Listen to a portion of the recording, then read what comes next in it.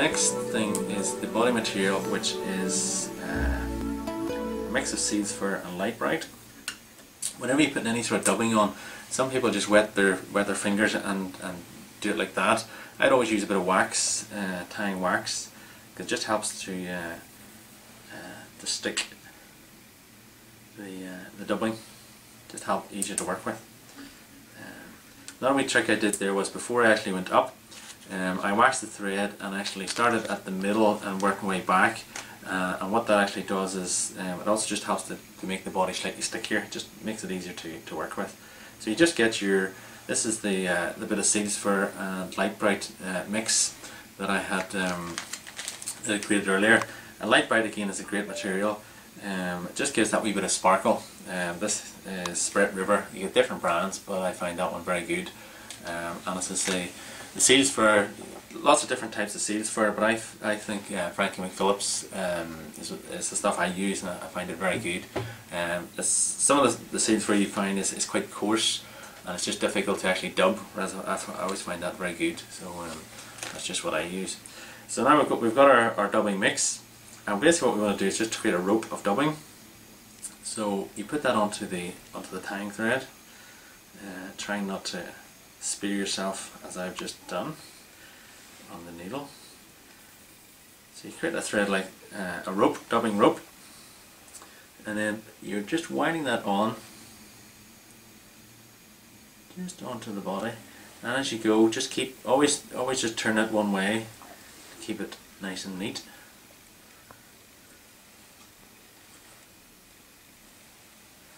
And then put some more wax on, and then a little bit more of the dubbing.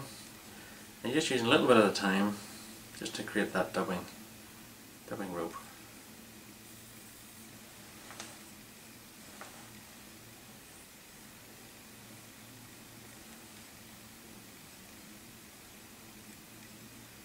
And then as we come near the head of the fly, we sort of slope that down. We don't put as much of the actual dubbing in, because if you had a very sort of almost like a bump or a very abrupt change between the tying thread or the base of the fly and the dubbing, it would actually it would flare the wing up. Whereas if you actually taper it down, it'll lie nice at a nice angle across the body of the fly, which is what you want. And you can flay that out a little bit there like that. Again, it's quite interesting that this fly has got a seals fur body. Whenever Ross was sort of over here, we fished together in Ireland, and he was always impressed with the Irish flies, the Irish shrimp flies, and a lot of them have dubbed bodies.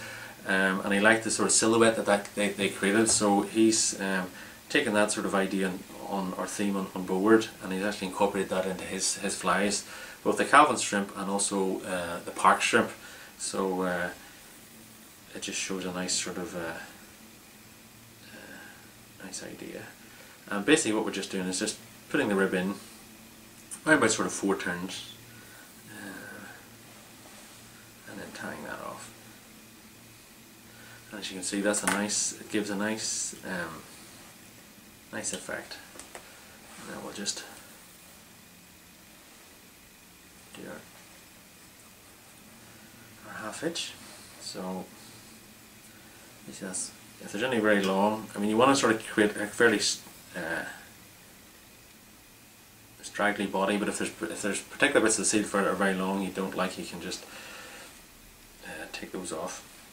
So that's ready to go. Now we want to put in the wing, and as I say, the wing is Fox, and yeah, Fox is a good material. You can get it from various places.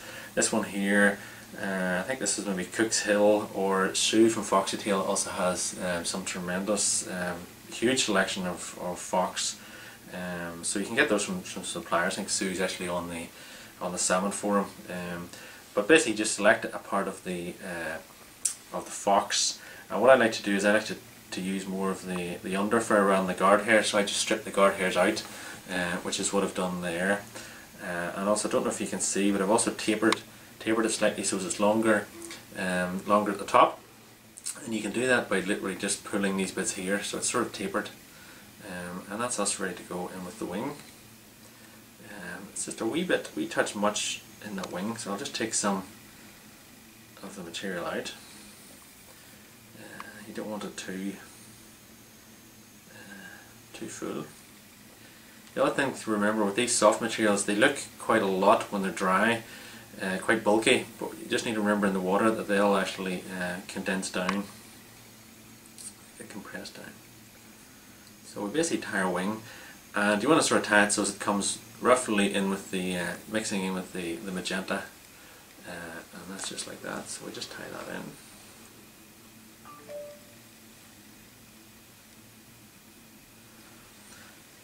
So as you can see, it just sort of lines up nicely.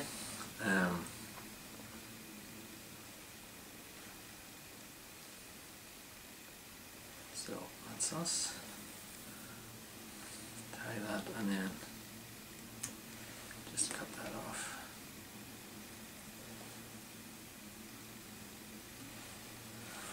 Again, just our hat half inch. So next thing we're going to be doing is putting in the jungle cock eyes. And jungle cock are quite expensive, so we don't want them to be coming out. So again, I just put a wee bit of wax just to help bind them in. And as I say, I've got jungle cock, again, relatively expensive. You get different qualities. This one's a reasonable quality. And what you want to do is select two eyes of the same size. Normally what you do is one from here and one from this side, so as you have a matching pair. As I say, I've already prepared some of these so as we can tie them straight in. Different ways you can tie jungle cock. I like to tie them in just for speed. I just tie them in at the one go, at the one time. So just slip them in like that. A couple of wraps up at the top. Again, you can just tie them off there, or what I like to do is actually bend them backwards.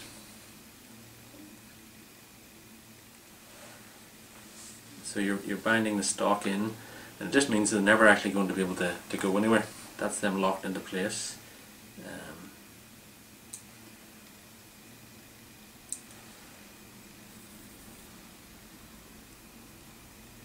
That's us ready to go. So, nearly finished. Last thing we want to be doing now is to put in the two hackles, and just do a whip finish before that, just to make sure those don't come out. And the hackles we'll be using two colours of hackle. I've got an orange cock hackle, and then followed by a badger. So we'll just choose a feather on here, and we've got the orange cock hackle first. What I do is I like to measure before I actually take the fly, or take the hackle off. We want it to sort of be coming roughly the same length as the hook. So that one's about right. And then just to prepare, again, there's different ways you can prepare a hackle. I like to strip off the parts, the surface bits that you don't need. So do that at the end, and then the other end what I like to do is just to again cut off the bits there like that. Don't know if you can see that there. But so I stripped off the excess fibres you're not going to use, and then at the top here I just also cut just the fibres each side. And what that actually does is that helps to bind it in when you're to lock it in when you're actually tying them in.